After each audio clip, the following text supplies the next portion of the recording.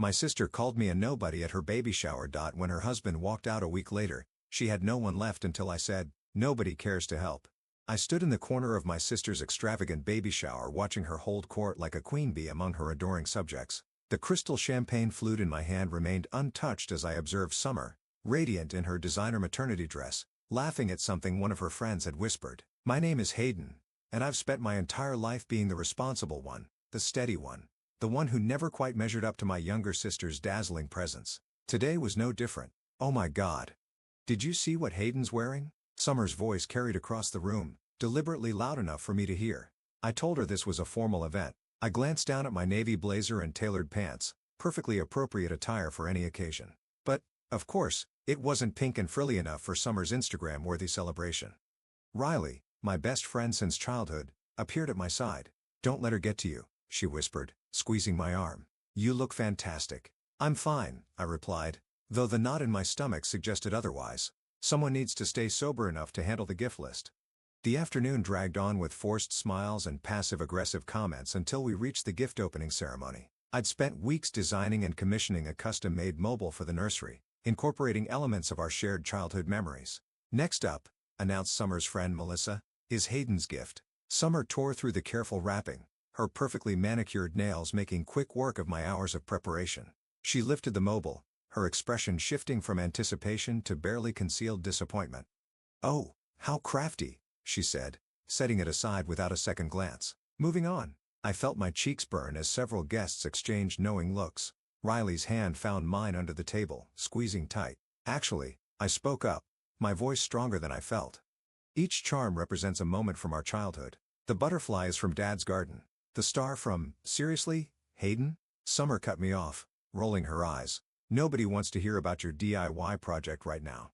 We're celebrating my baby, not your whatever this is." The room fell silent. I could feel every eye on me waiting for my response. "I just thought, that's your problem," Summer interrupted again, her voice dripping with disdain. "You always think too much. While you're busy thinking, the rest of us are actually living. I mean, look at you, 32, single, and what do you have to show for it? You're practically a nobody." The words hit like physical blows. I'd heard Summer's casual cruelty before, but never so publicly, never so deliberately meant to wound. "Summer," our mother's scandalized voice broke through the tension. "Apologize to your sister." Summer waved her hand dismissively. "Oh, Mom. I'm just being honest. Besides, Hayden knows I'm right. Don't you, sis?" I stood up slowly, my chair scraping against the hardwood floor. The room seemed to spin slightly as I gathered my purse. "Congratulations on your baby," I said, my voice steady despite the trembling in my hands. "I hope she grows up to be kinder than her mother." "Hayden, wait," Riley called after me as I headed for the door. "Let her go," I heard Summer say. "She's always been dramatic. Now who's next?" I see a Tiffany box. Outside, the spring air hit my face like a wake-up call. I made it to my car before the tears started, but they weren't tears of sadness. For the first time in my life, I felt something else burning through me. Determination. My phone buzzed with messages from Riley. "That was horrible. Are you okay? Want me to come over?" "She's such a witch. I can't believe she said that." I typed back, "I'm fine. Stay and keep track of everything. I need to know who witnessed this." Because in that moment, I made a decision. Summer had always gotten away with treating me like this because I let her. Because I was the good sister, the one who took the high road, the one who made excuses for her behavior. Not anymore. I started my car, my hand steady on the wheel as I pulled away from the perfectly manicured suburban house with its perfectly arranged baby shower and my perfectly awful sister. "Nobody," I whispered to myself, tasting the word that would change everything. "We'll see about that." As I drove home, I couldn't shake the feeling that this wasn't just another sisterly spat. This was the moment everything would change. Summer had always been the sun our family revolved around, but even the brightest stars can burn out. And I had a feeling her light was about to dim considerably. A week after the baby shower disaster, I was buried in work at my office when Riley's call lit up my phone. I almost ignored it. Deadlines don't meet themselves, but something about her third attempt in 5 minutes made me pause. "This better be good," I answered, pushing away from my desk. "I'm drowning in blueprints here." Dominic left Summer. Riley's voice crackled with urgency. Like, packed his bags while she was at yoga left. My coffee cup froze halfway to my mouth. "What?" "It gets worse. He cleaned out their joint account first." I sank back into my chair, my mind racing. "But she's 7 months pregnant." "He left a note," Riley continued. "Said he couldn't handle her anymore, that the baby shower was the last straw. Apparently, he watched how she treated you and realized she'd never change. A hollow laugh escaped me. So my public humiliation was his wake-up call. That's ironic. She's been calling everyone, crying about how she can't afford the mortgage on her boutique salary alone. Your mom's not answering. She's still on that cruise with her new husband. I rubbed my temples, fighting the satisfaction that threatened to surface. How do you know all this? I'm at her house now. It's bad, Hayden. She's talking about selling everything. Through the phone, I heard Summer's voice in the background, high-pitched and hysterical. The Cartier bracelet. He bought it for our anniversary. That bastard. Hold on, Riley said to me, then away from the phone. Summer, put down the scissors. That dress costs more than my car. I heard shuffling, a crash, and Summer's voice again. I don't care. He bought it for the charity gala. Everything he touched has to go. Hayden. Riley's voice returned urgent. I have to go before she destroys evidence we might need for the divorce lawyer. Just think about calling her, okay? She's still your sister. The line went dead, leaving me in my silent office. I stood and walked to the window, watching the city bustle below. This was the moment I'd been waiting for, Summer's perfect life crumbling around her. I should have felt triumphant. Instead, I felt hollow. My phone buzzed again. This time, it was Summer. I let it ring 4 times before answering. Hello? Hayden? Her voice was small, nothing like the confident woman who'd torn me down a week ago. I need help. What happened to nobody being able to help you? A sharp intake of breath. I deserve that. But please, I don't know what to do. Dominic's gone and I can't. I can't. She dissolved into sobs. Real ones, not the manipulative tears she'd perfected over the years. Have you called Dad? I asked, knowing the answer. He's not returning my calls either, she sniffled. Nobody is, except Riley. And now, you. I closed my eyes, remembering Grandpa Silas's words from one of his letters. The true test of character isn't how you treat those who can help you, but how you help those who once hurt you.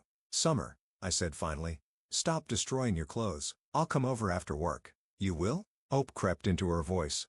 Even after, I confirmed, then added, but this isn't a blank check, Summer. Things need to change. I know, she whispered. I know they do. After hanging up, I sat at my desk and pulled out Grandpa Silas's latest letter from my drawer. He'd sent it right after I told him about the baby shower, his familiar scrawl filling 3 pages with wisdom I hadn't been ready to hear. Sometimes, he'd written, the universe has its own way of balancing the scales. Your job isn't to push them further, but to decide who you want to be when they settle. My phone lit up with a text from Riley. She's calmer now, but fair warning. She's already talking about moving in with you. I smiled grimly. Summer didn't know it yet, but if she wanted my help, she'd have to do it my way. No more manipulations. No more princess act. No more treating people like stepping stones. Standing up, I gathered my things and told my assistant I was leaving early. As I drove towards Summer's house, I thought about the sister who'd once held my hand on the first day of school, who'd cried with me when Dad left, who'd somehow lost her way in the pursuit of perfection. This wasn't the revenge I'd imagined, but maybe it was something better, a chance to rebuild not just Summer's life, but our relationship. On my terms this time, I pulled into her driveway, noting the scattered designer clothes on the front lawn. Riley sat on the porch, looking exhausted. Ready? She asked as I approached. I nodded, squaring my shoulders. Ready to help her rebuild. But first, she needs to understand what it means to fall. Inside, I could hear Summer crying. It was time to teach my little sister the difference between being a somebody and being a good person. And this time, I wouldn't be the only one learning hard lessons. I found Summer sitting in her walk-in closet, surrounded by shredded designer dresses and torn shopping bags. Her mascara had created dark rivers down her cheeks, and her perfectly styled hair was now a tangled mess. You came, she whispered, looking up at me with red-rimmed eyes. I did. I remained in the doorway, maintaining my distance. Are you done destroying everything? She glanced around at the chaos she'd created. I wanted to hurt him back. By cutting up clothes you bought with his money? I raised an eyebrow. That's not hurting him, Summer. That's hurting yourself. Riley appeared behind me with a steaming mug. Here's your tea, some. I added honey, like you wanted. Summer took the mug, but didn't drink. What am I going to do? The baby's coming in 2 months, and I can't even make the mortgage payment next week. I crossed my arms. Sell the house. What? Her head snapped up. I can't. This is my dream home. Dreams change, I said firmly. Right now, you need practical solutions, not dreams. Summer's lower lip trembled. But where would I go? I might have an idea, I said, pulling out Grandpa Silas's letter. But first, I want you to read something. She took the letter reluctantly, her eyes scanning the pages. "The greatest gift we can give ourselves is the courage to start over," she read aloud. "Grandpa wrote this to you after the baby shower," I confirmed. "He's always had a way of seeing through our family drama." Summer's face crumpled. "I was horrible to you that day. I've been horrible to you for years." "Yes, you have. I'm sorry," she whispered. I shook my head. "Sorry isn't enough this time, Summer. I need you to understand why you did it. Why you've always done it." Riley quietly excused herself, leaving us alone in the closet full of destroyed dreams. "I was jealous," Summer admitted after a long silence. "Of what?" "I'm the nobody. Remember?" She flinched. "You've always known who you are. Dad left, Mom remarried 3 times, but you stayed steady. I've been trying so hard to be perfect because I thought if I was perfect enough, people wouldn't leave. How'd that work out?" "Hayden, please," she pleaded. "I know I don't deserve your help, but I'm scared." I sat down beside her, careful not to touch any of the scattered clothing. "Grandpa has a cottage near his place in Cedar Grove. It's small, but it's furnished and paid for. He's offered to let you stay there." "Cedar Grove? But that's 3 hours away." "Exactly. Away from this mess. Away from the gossip. Away from your old life." I picked up a shredded Gucci tag. "Away from who you've become." Summer stared into her tea. Would you come with me just to help me get settled?" "I have conditions," I said firmly. "First, you get therapy. Real therapy, not those life coaching sessions you brag about on Instagram." She nodded slowly. "Second, you get a real job. The boutique isn't enough to support a baby." "But I don't know how to do anything else," she protested. "Grandpa knows people at the local community college. They have a business program you could start in the fall." Summer looked around her destroyed closet, then down at her pregnant belly. "I really messed up, didn't I?" "Yes," I agreed. "But messing up isn't the end. It's what you do after that matters." She picked up Grandpa's letter again. "The universe has its own way of balancing the scales," she read. "He's right. I've been awful to so many people. And now you have a choice," I finished. "You can stay here and drown, or you can come to Cedar Grove and learn to swim." Summer was quiet for a long moment. Then, "Will you help me pack what's left?" I stood up and offered her my hand. "I'll help you pack what you need, not what's left. The baby doesn't care about designer labels." As we sorted through the wreckage of her closet, separating practical items from the destroyed remnants of her old life, Summer paused. "Why are you helping me?" she asked. "After everything I've done, you could have just let me fall." I thought about the satisfaction I'd felt hearing about Dominic leaving, about the revenge I'd wanted to take. Then I thought about Grandpa's words and the sister I used to know. "Because letting you fall would make me like you," I said honestly. "And I'd rather be a nobody with integrity than a somebody without it." Summer nodded, tears falling again. But different this time. Quieter. More real. "When can we leave?" she asked. "Tomorrow," I decided. New day. New start. As we continued packing, I sent a quick text to Grandpa Silas. "She's ready to learn. We'll see you tomorrow." His response came quickly. "Sometimes the longest journey starts with the shortest fall. Bring her home." The 3-hour drive to Cedar Grove stretched into 4 as we stopped twice for Summer's bathroom breaks. My sister sat quietly in the passenger seat, one hand resting on her belly, the other clutching her phone, still hoping for a message from Dominic that wouldn't come. "You should turn it off," I suggested, glancing at the device. "Give yourself some peace." "I can't." She stared at the screen. "What if he realizes he made a mistake?" "The only mistake," I said, turning onto the familiar country road that led to Grandpa's property, "was thinking he wouldn't eventually see through the act." Summer's head snapped toward me. "What's that supposed to mean?" "You know exactly what it means. The perfect wife, the perfect home, the perfect Instagram life. It was all an act, and acts get exhausting to watch." "You don't understand," she protested. "I had to what? Belittle everyone around you? Spend money you didn't have? Treat your own sister like dirt?" The phone slipped from her fingers into her lap. "I didn't mean to become this person. No one ever does." I pulled into the gravel driveway of the cottage. "But you did, and now you get to decide who you want to be next." Grandpa Silas was waiting on the porch, his weathered face creasing into a smile as we approached. Summer hadn't seen him since Christmas when she'd complained about the quaint holiday dinner and insisted on leaving early for a social event. "There's my girls," he called out, descending the steps with surprising agility for his age. Summer hung back, but he wrapped her in a hug anyway. "None of that now," he said firmly. "This is home for as long as you need it." The cottage was small but charming, with 2 bedrooms and a view of the lake through pine trees. Summer walked through it slowly, taking in the worn but comfortable furniture, the handmade quilts, the distinct lack of luxury she was used to. "The nearest Starbucks is 40 minutes away," I informed her, watching her reaction carefully. She surprised me by laughing, a short bitter sound. "I guess I'll have to learn to make my own coffee." You'll have to learn to make a lot of things, Grandpa said, settling into his favorite armchair, starting with peace with yourself. Summer sank onto the couch, looking smaller than I'd ever seen her. I don't know how.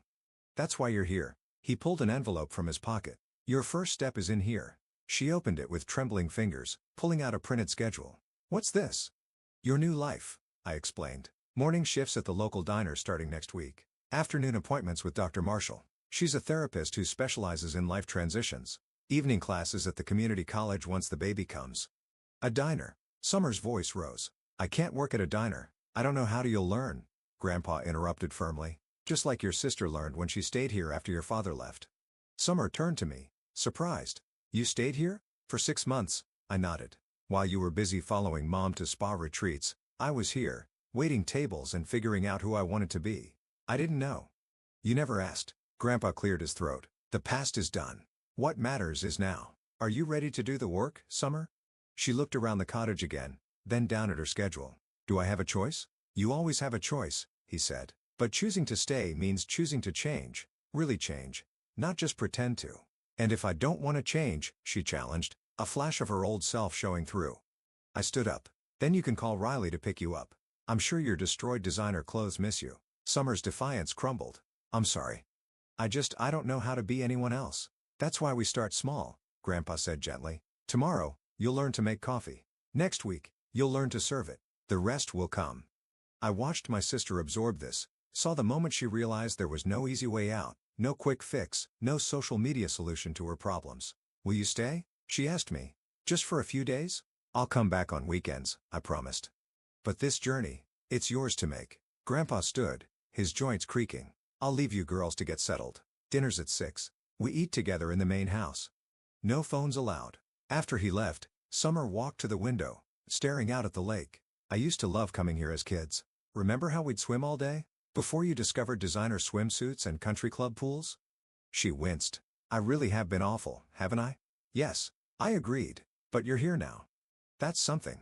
She turned to face me, one hand protectively over her belly. I don't want my daughter to be like me. Then show her how to be different, I said simply. Starting tomorrow with coffee. Summer nodded. And for the first time since Dominic left, I saw something new in her eyes. Not fear or anger or denial, but determination. Maybe, just maybe, my sister was ready to become somebody worth being. 3 weeks into Summer's new life, I drove up to Cedar Grove for my weekend visit and found her sitting on the cottage steps, reading through a stack of old letters. Look what I found in the attic, she called out as I approached. Her hair was pulled back in a simple ponytail, her face free of makeup, a far cry from the polished socialite of a month ago. What are they? I settled beside her, noting the familiar handwriting. Letters from Dad. She handed me one. Grandpa kept them all, even the ones we never saw. My heart thumped as I unfolded the yellowed paper. Dad's distinctive scrawl filled the page. Dear Dad, I know I've made a mess of things. The girls deserve better than a father who runs when things get tough. Aiden looks at me with such disappointment, and Summer, she's already learning to hide her hurt behind that bright smile. He knew, Summer whispered. He knew what I was becoming even back then. I skimmed through more letters, each one a window into our father's guilt and regret. Why didn't Grandpa show us these? I asked him that this morning. Summer shifted, adjusting her growing belly. He said we weren't ready to understand them until now. The screen door creaked, and Grandpa emerged with a tray of lemonade. Thought you girls might be thirsty. Why now?